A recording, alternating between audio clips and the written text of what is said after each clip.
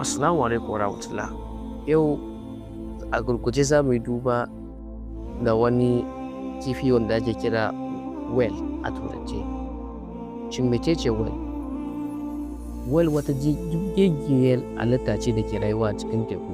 Duk da cewa mutane da yawa suna kiransa kifi, a ilimance whale ba kifi ba ne, dabba ce mai shayarwa wanda a turance ake kira da mammal. Ga takaitaccen bayani game da wannan halitta. Na farko, yaya halittar whale take? Whale ba kamar kifi ba ne, ta kasance kamar sauran dabbobi ne masu shayarwa. Whale suna da jini mai ɗumi, suna shakar iska ta hanci ba ta gills kamar sauran kifi ba, kuma suna haihuwar 'ya'yansu sannan su shayar da su madara. Na biyu, girma. Whale shine dabba mafi girma a duniya, musamman nau'in da ake kira blue whale, wanda zai iya kai tsawon mita 30 kuma nauyinsa ya kai ton 190. Shin ya ire-iren whales suke? Masana sun raba whale zuwa gida biyu.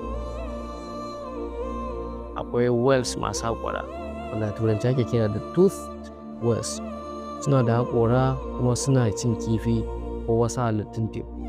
Misali, killer whale ko dolphin. Sai na biyu, akwai whales masu tacewa wanda ake kira da baleen whales. Su wannan sun kasance ba su da haƙora, maimakon haka suna da wani abu kamar abin tata da ake ce ma baleen, wanda suke amfani da shi wajen tace ƙananan halittu kamar krill daga ruwa. Sai abu na uku, ya rayuwar su yake.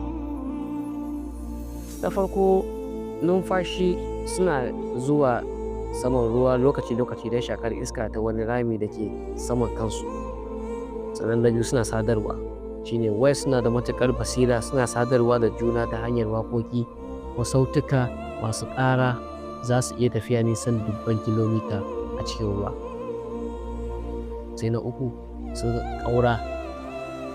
Whales suna yin doguwar tafiya su ƙaura daga tekuna masu sanyi zuwa masu ɗumi don haihuwa ko neman abinci.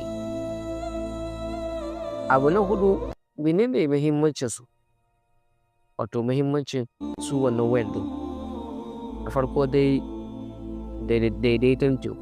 Suna taimakawa wajen kiyaye tsarin halittun teku ta hanyar abinci da kuma takin da suke bari, wanda ke taimakawa tsiro na cikin teku ya girma. Sai kuma ɓangaren tattalin